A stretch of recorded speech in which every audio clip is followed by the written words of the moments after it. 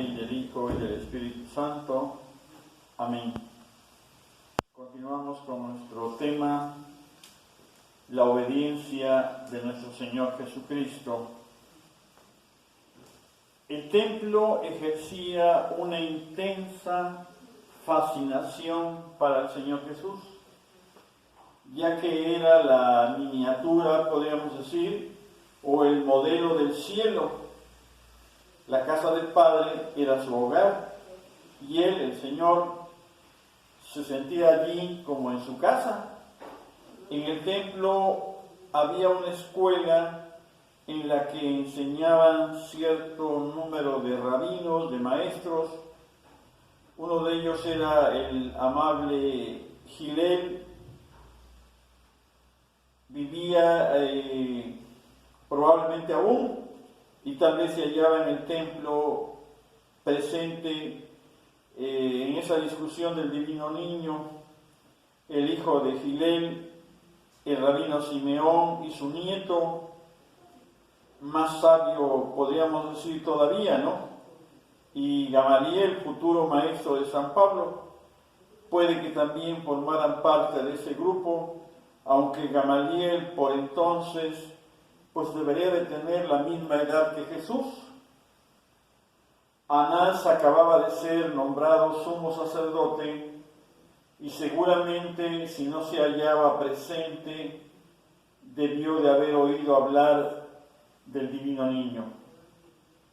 En la escuela de los rabinos lo encontraron María y José, sentado en medio de los doctores, oyéndolos y preguntándoles. Y todos los que le oían quedaban asombrados de su inteligencia y de sus respuestas. Evangelio de Lucas 2, 46-47. El hecho de que se hallara sentado en medio de los doctores de la ley quería indicar que lo recibieron no como un discípulo, sino como un maestro. Existe cierta restricción, podríamos decir, en el Evangelio referente a esta escena que contrasta grandemente con ciertos escritos apócrifos de esa época. Por ejemplo, el Evangelio de Tomás, que pertenece probablemente al siglo II y que no es admitido dentro del canon, describe a nuestro Señor como maestro en esa ocasión.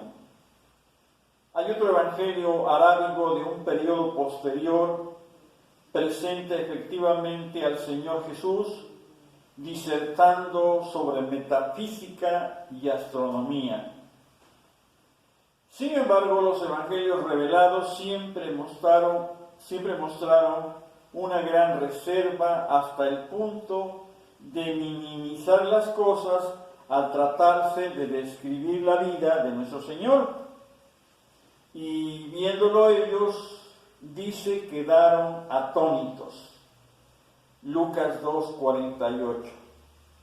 Quedaron atónitos, probablemente al ver el caudal de conocimientos que demostraba poseer el niño Jesús. El salmista había sugerido que él tenía mayores conocimientos que sus maestros porque había estudiado los testimonios escritos de Dios. El asombro podía haberse producido también por el hecho de que a veces le resulta difícil a una madre darse cuenta de que su hijo va creciendo deprisa y se convierte en hombre, asegurando sus propios fines individuales en la vida. En un país en que la autoridad del padre era absoluta, no fue José, el padre adoptivo, el que habló, sino fue María en su lugar. Fíjense lo que le dice: Hijo, ¿por qué nos hiciste esto? He aquí que tu padre y yo te hemos buscado angustiados.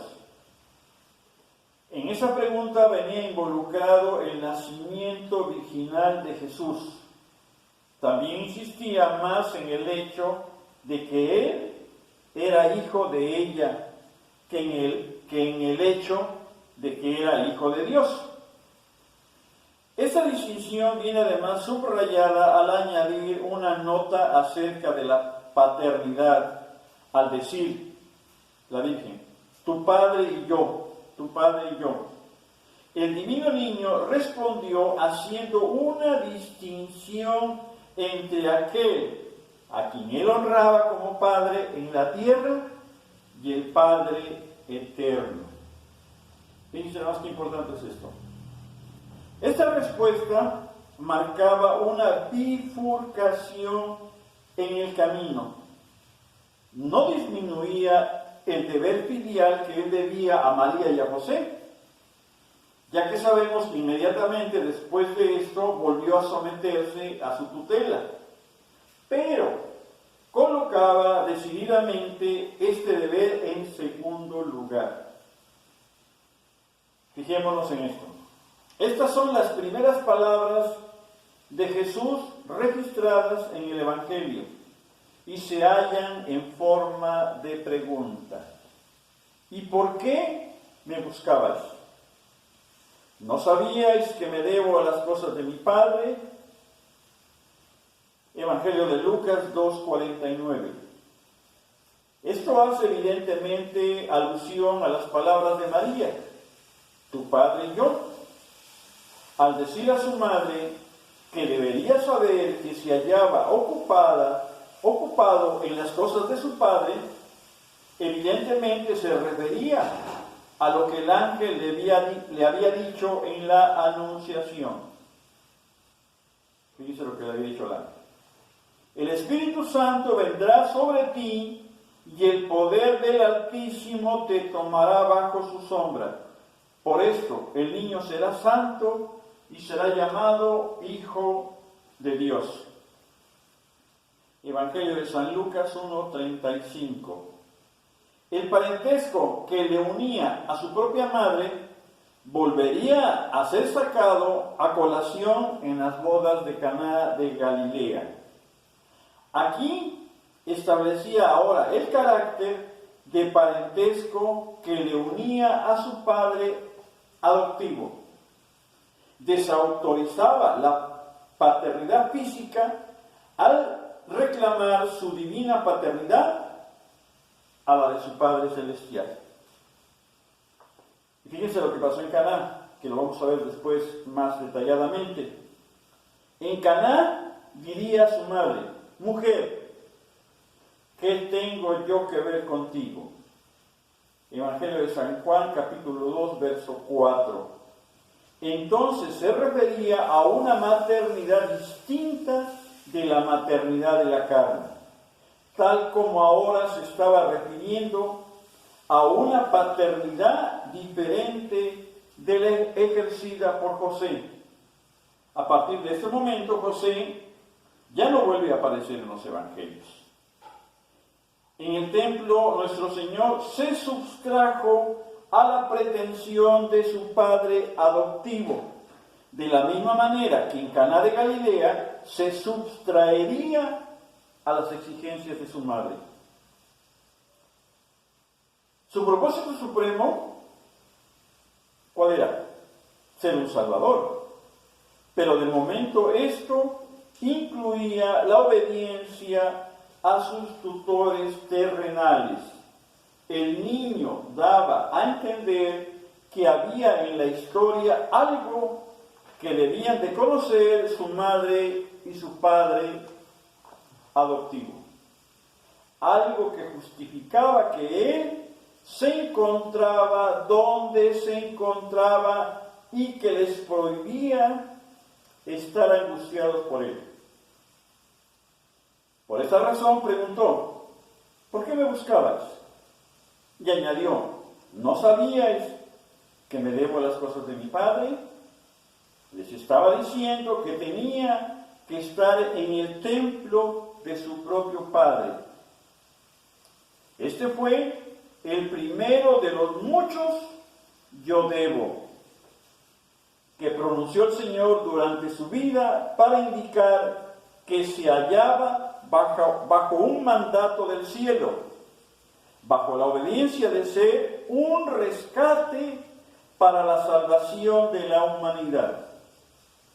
El hecho mismo de que se asociara la palabra debo con su Padre Celestial indica que su condición de hijo implicaba obediencia absoluta a Dios.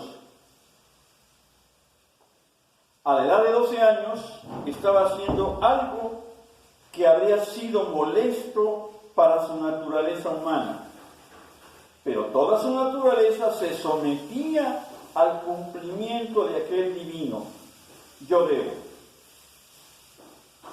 Si hay algo que haga desvanecer la falsa suposición de que la conciencia de Jesús en cuanto a su unión con su Padre se puede desarrollando gradualmente, en este texto en el que, siendo él todavía un joven de 12 años, aludía a su misterioso origen y al peculiar carácter de adopción de su padre putativo, así como su perfecta conciencia de que estaba unido con la divinidad.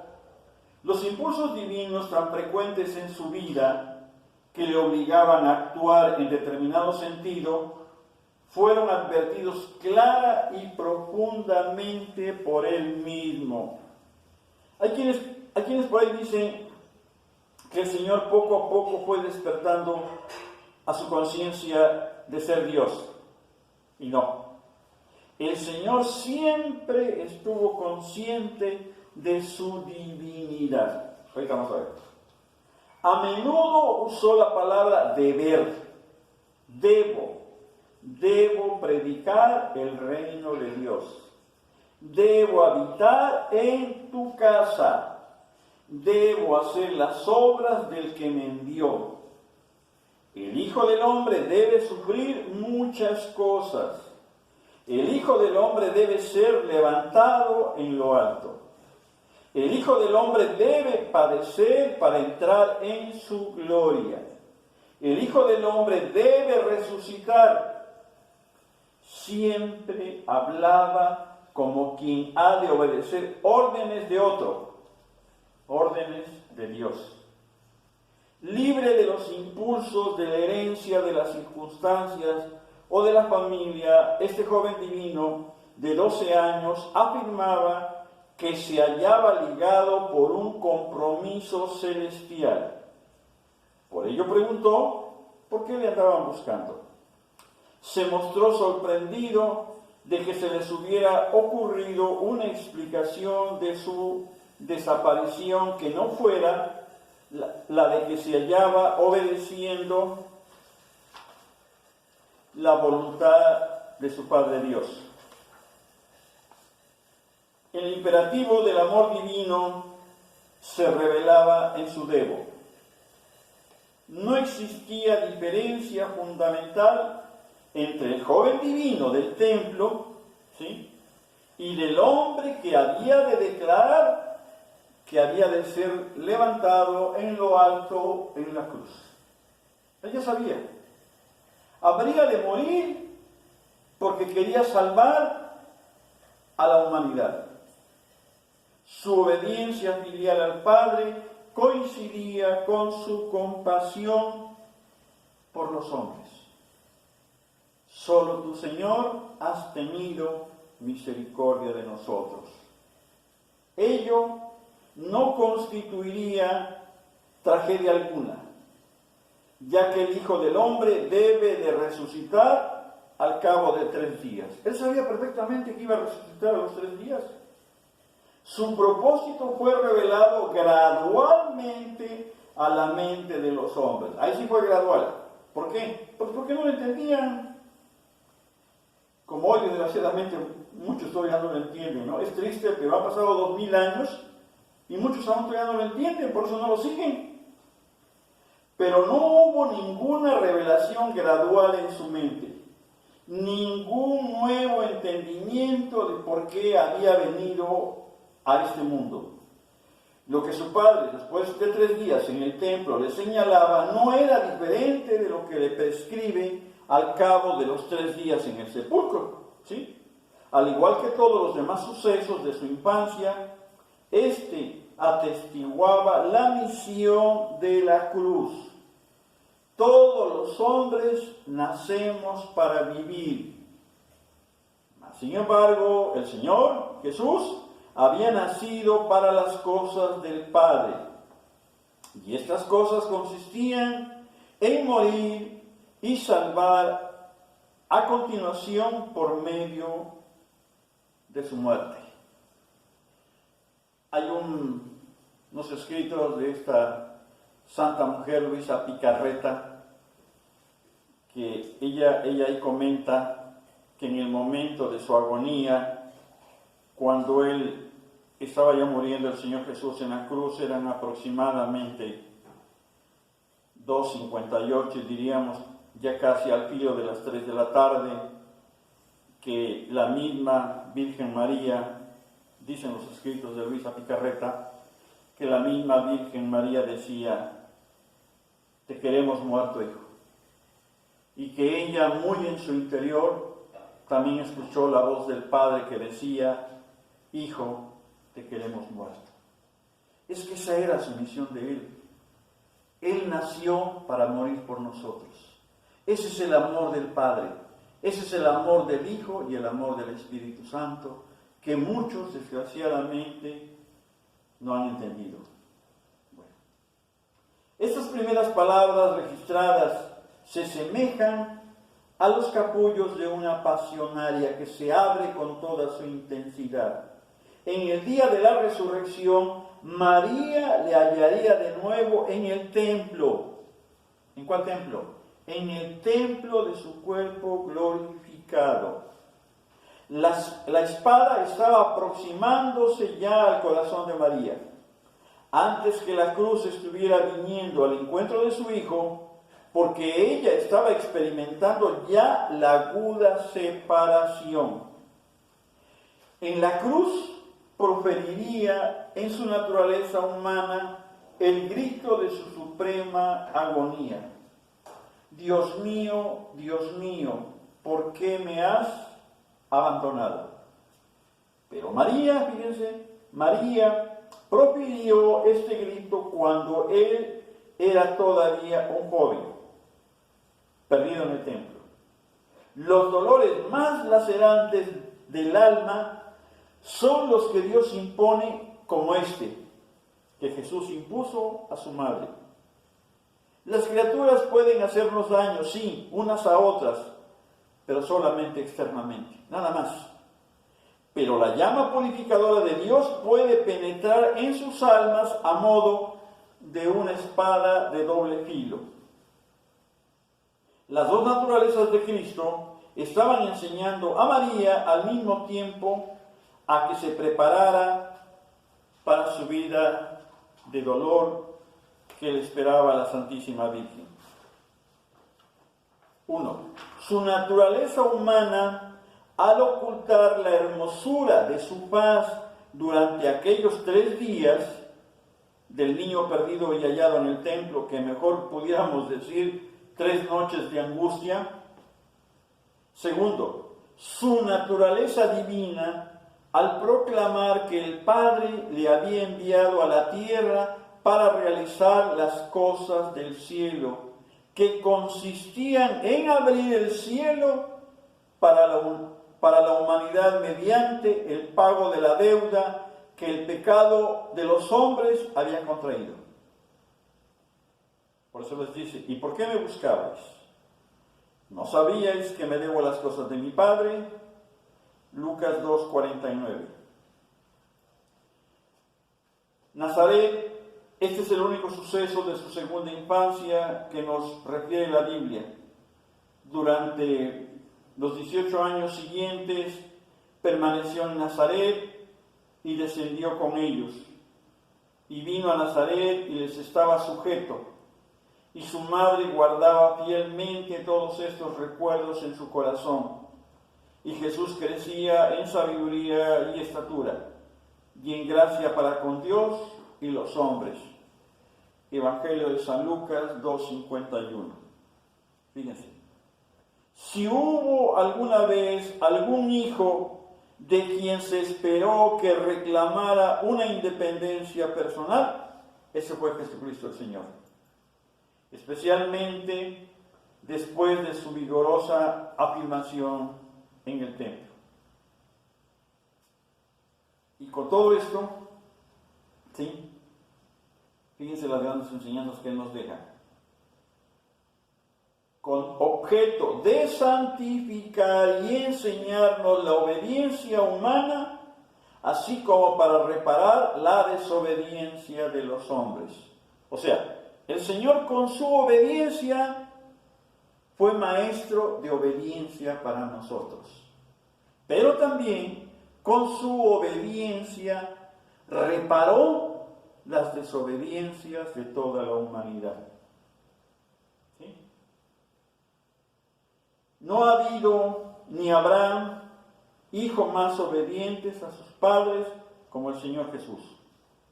Durante 18 años de monotonía, se dedicó a colocar techumbres planas de los hogares nazarenos, a arreglar los carros de los labriegos, a hacer arados, cualquier tarea baja y vil formaba parte de las cosas del Padre. El desarrollo humano de aquel hombre divino se realizaba de un modo tan natural en el pueblo que ni siquiera sus vecinos se daban cuenta de la grandeza, de la divinidad de quien vivía en medio de ellos. Resultaba evidentemente un venir a menos en el sentido de que había una abnegación, una negación de sí mismo al someterse a sus propias criaturas. Sin duda, ejerció el oficio de carpintero, pues 18 años más tarde la gente del pueblo había de decir: ¿no es este el carpintero, el hijo de María? Marcos 6:3. Por ahí hay un escrito de un mártir, San Justino, que basándose en la tradición de la Iglesia, nos dice que durante ese tiempo nuestro Señor Jesucristo hizo arados, sillas, muebles, yugos, y enseñó a los hombres la honradez por medio de los productos que Él hacía en esa pacífica labor. ¿Sí? Él nos enseñó a ganarse el pan de cada día de una manera honrada. Por ahí alguien una vez nos decía: no como nosotros, que trabajamos, pero desgraciadamente lucramos en demasía con nuestro trabajo. ¿Sí?